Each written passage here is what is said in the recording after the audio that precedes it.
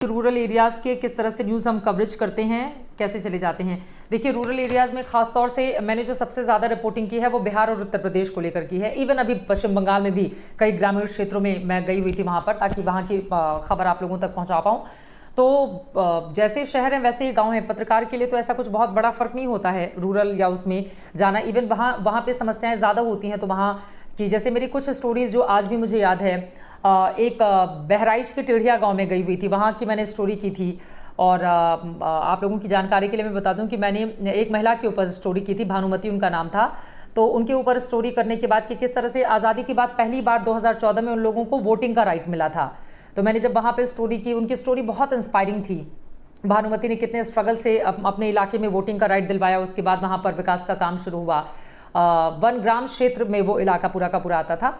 तो जब मैंने उस ग्रामीण अंचल के 2 घंटे जंगल के रास्ते होते हुए हम लोग गए थे, और जंगल में तो आपको पता है माहौल कैसा होता है, मतलब इतना डर था कि हमारी गाड़ी पर किधर से कौन चलाए, तो वो थोड़ा बहुत रिस्की भी था। बट जब हम गांव में पहुंचे और वहां की रिपोर्टिंग की थी, तो वो मेरे लिए बहुत अच्छी बात रही। और उससे भी अच्छी बात ये थी कि मैंने उसको फेसबुक के जरिए नॉमिनेट किया था प्रेसिडेंट अवार्ड के लिए। 100 महिलाओं को प्रेसिडेंट अवार्ड मिलना था। प्रणब मुखर्जी जी इस समय राष्ट्रपति थे देश के। तो मेरी उस स्टोरी को चूज करते हुए भानुमति को प्रेसिडेंट अवार्ड मिला था। तो वो स्टोरी मेरे लिए सबसे बड़ी कि एक महिला को जिसके बारे में आपने स्टोरी की हो, उनको राष्ट्रपति से पुरस्कार मिले।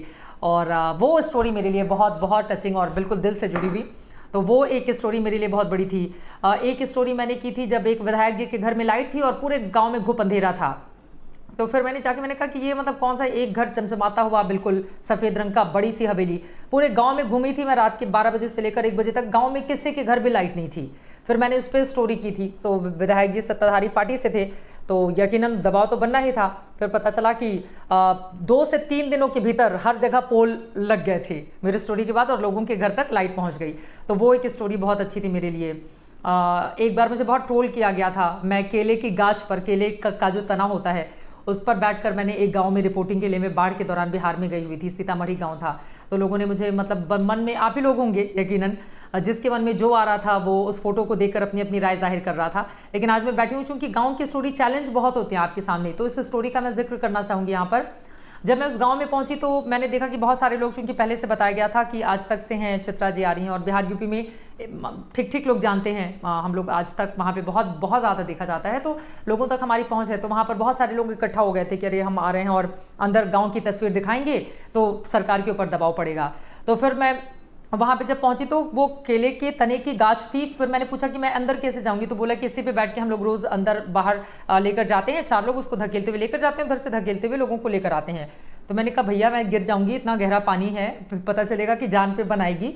मैंने कहा कि नहीं, इस पर हम नहीं जा सकते। तो जो 4 लड़के उसको लेकर जाते थे, उस जो टेम्प्रेरी मतलब नाव, जुगाड़ की नाव आप कह सकते हैं, उनकी ओर से मुझसे रिक्वेस्ट किया गया कि प्लीज़ दीदी अगर आप नहीं जाएंगी, अंदर की तस्वीरें नहीं दिखाएंगी, तो वो सिर्फ चूड़ा, अगर आप लोग जानते हो पोहा को बिहार में चूड़ा कहा जाता है, चूड़ा और चीनी ही उन लोगों तक पहुंचा था। 5 दिन से सिर्फ यही खा रहे थे लोग, चूड़ा और चीनी खा के पॉलिथीन में उन तक पहुंचा दिया जाता था, वही खा के वहाँ के लोग जिंदा थे।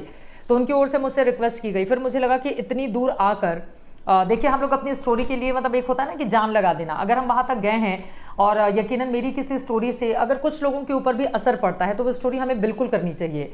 फिर उन लोगों ने कहा कि दीदी अगर आप नहीं दिखाएंगे तो कौन दिखाएगा। उनकी ऐसी आंखें, वो यंग बिल्कुल लड़के थे, 18-20 साल के। तो मुझे लगा कि ये बात तो सच है। फिर मैंने उनसे ऐसे ही मजाक में कहा कि भैया मैं तो स्विमिंग पूल में तैरने वाली हूँ, अगर मैं पानी में गिर गई और तो आप लोग मुझे बचा लोगे, मैं बच जाऊंगी। और मैं बहुत सीरियस ये बात उन लोगों से कर रही थी। तो बोली कि नहीं दीदी हम लोग गिरने नहीं देंगे, आप हमारे ऊपर भरोसा रखिए। तो फिर मैंने कहा ठीक है। फिर पता चला कि थोड़े दिन पहले, 3-4 दिन पहले, एक गर्भवती महिला को उसी पर बिठाकर नदी पार कराई गई थी, और उसके बाद उसको अस्पताल लेकर जाया गया था जहाँ पर एक बेटी को उसने जन्म दिया था। तो फिर मैं अंदर गई और उसके बाद हमने शूट किया सारी चीज़ें। लेकिन वो एक होता है ना कि भीड़ को ये नहीं पता होता है कि वहाँ की परिस्थितियाँ किस तरह से हैं।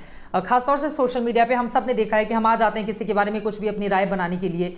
लेकिन वो स्टोरी भी मेरे लिए बहुत टचिंग थी, क्योंकि उस फोटो पर लोगों ने बहुत, जिसके मन में जो भी आया वो अपनी भड़ास निकालता गया मेरे ऊपर। खैर उससे मुझे कोई दिक्कत नहीं है, लेकिन मेरे लिए वो बहुत प्राउड की बात इसलिए रही क्योंकि वहाँ पर नाव किसी साल नहीं पहुँचता था, ठीक है, सिर्फ वही केले का तना, उसी पर बैठकर लोग इधर से उधर जाते थे, प्रशासन से इधर से उधर सबसे गुहार लगाई, किसी के ऊपर कोई असर नहीं। बट मेरी स्टोरी के बाद वहाँ पर एनडीआरएफ की टीम को भेजा जाता है, मेरी स्टोरी के बाद वहाँ पर बोट जाती है, तो वो स्टोरी भी मेरे लिए बहुत अच्छी थी। तो इस तरह से कई बहुत सारी स्टोरीज हैं, धीरे धीरे आपको बताती रहूंगी, जो बहुत क्लोज है दिल के और बहुत अच्छा लगता है। कई स्टोरीज पे लोग बहुत बुरा भला भी कहते हैं क्योंकि उनको उसके पीछे की स्थिति नहीं पता रहती है। और कई जैसे मुझे मैं जब यहाँ पे गई थी जम्मू कश्मीर में, जब बाढ़ आई हुई थी, वहाँ की सिचुएशन बहुत ज़्यादा ख़राब थी और हम लोगों ने मतलब सिर्फ ये देखने के लिए कि सरकार की ओर से सही व्यवस्था की जा रही है या फिर नहीं की जाती रही है, जहाँ पर रेस्क्यू करके जिन लोगों को निकाल कर ले आकर बसाया गया था, रखा गया था, एक बहुत बड़ा सा हॉल था, वहाँ पर जिन लोगों को सेना का वो था वहाँ पर रखा गया था। वहाँ पर मैंने और हमारे कैमरा पर्सन ने सेना से ही एक एक ब्लैंकेट लिया, वहीं पर बिछा के रात में हम लोग सो गए थे कि यार देखें इन लोगों को सही मदद मिलती है या फिर नहीं मिलती है। तो हम लोग रात में वहीं पे बहुत सारे 200-300 लोग सोए होंगे, वहीं पर एक कोने में हम लोगों ने अपना ब्लैंकेट बिछाया जो वही सेना के लोगों ने दी थी और वहीं पर हम रात में सो गए थे। तो बहुत दिल से अंदर से स्टोरी हम लोग करते हैं कुछ का, और यकीनन वो कुछ ऐसी स्टोरीज होती हैं जिसको करके आप खुद पे प्राउड महसूस करते हो कि हमने बहुत अच्छी स्टोरीज़ की थी। तो उसी स्टोरी के लिए मुझे रामनाथ गोयन का अवार्ड भी मिला था, जम्मू जो कश्मीर में बाढ़ आई हुई थी, और मैं बहुत सारे लोगों का रेस्क्यू भी किया था उस समय। एनीवे, आगे बढ़ते हुए बहुत देर से ज्ञान दे रही थी अपनी स्टोरीज़ को लेकर, और समय भी अब खत्म हो रहा है। क्या समय भी खत्म हो रहा है, 2-4 लोगों की बातें जल्दी जल्दी से ले लेती हूँ।